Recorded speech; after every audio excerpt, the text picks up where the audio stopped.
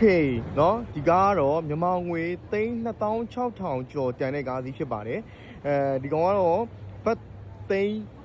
230ကျော်တန်တဲ့ကားစီးဖြစ်တယ်ပေါ်ရှိကနေထုတ်ထားတဲ့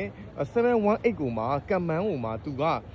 ကျွန်တော် GT4 RS option နဲ့လာဖြစ်တဲ့အတွက်တကယ့်ကိုပြန်ကွင်းထဲမှာမောင်းနဲ့ရတဲ့ပုံစံလောက်ထားဖြစ်ပါတယ်မောင်းရတဲ့ကားပဲပေါ့နော်ပြောမှဆိုရှင်တော့အများကြီးกว่าတယ်ကျွန်တော် brake တွေ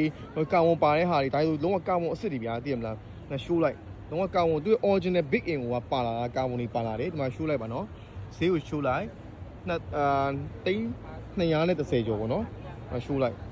တကယ်ကြီးကိုကားလုံးဝကျွတ်ထွက်နေတာပဲနော်တကယ်ကိုမိုက်တယ်ကာဝန်တွေဒီမှာဗတ်မှန်ကာဝန်တွေလည်းပါမယ်ပြီးရင်အနောက်မှာဒီကောင်တွေကာဝန်တွေပါမယ်ပြီးဒီကောင်တွေကာဝန်တွေပါမယ်ပြီးအလိုင်းဝီးတွေကလည်းလုံးဝမိုက်တယ်ပြီးဒီမှာဆိုရှင်တောင်ပန်တွေကလည်းစလုံးဝကာဝန်တွေပဲGT4 RS နဲ့လာတယ် GT4 RS နဲ့လာတယ်เนาะတော်တော်မိုက်တယ်ဗျာเนาะဒီကောင်လေးယူတန်ကမန်နေဆိုရှင်တော့ဈေးမကြီးဘူးဗျ718တီးကဈေးအဲ့လောက်မကြီးဘူးပေါ့နော်စကန်မားကတ်မှာ718တစီးကမွေ18ဆိုလို့ရှိရင်ဘတ်3တန်းဆိုပြီးတော့4တန်းဝန်းကျင်လောက်နဲ့ဝယ်လို့ရပြီပေါ့နော်အဲ့ဒါကိုဒီကောင်ကကျတော့တန်း20ကျော်ပေါ့နော်တန်း20ကျော်အစ်စ်စီးက GT4 RS ဖြစ်သွားတယ်သူက AC ဖြစ်သွားတယ်ပေါ့နော်တော်တော်လေးကိုကျန်းတယ်သူ့ရဲ့ဈေးနှုန်းတစ်ခုကတော်လေးမိုက်နေပြန်နော်မြန်မာနိုင်ငံမှာဆိုရှင်တော့ဒီကောင်တွေက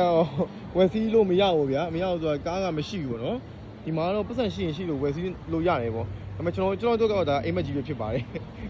မဝယ်နိုင်ပါဘူးနော်လုံးဝအရန်ဝေးတော့အရာတစ်ခုဖြစ်တယ်ဗျာနော်တော်တော်မိုက်တယ်ဗျာအားကြတယ်စီးနိုင်တဲ့ညီကိုတွေပြောတာပါတော်တော်မိုက်တယ်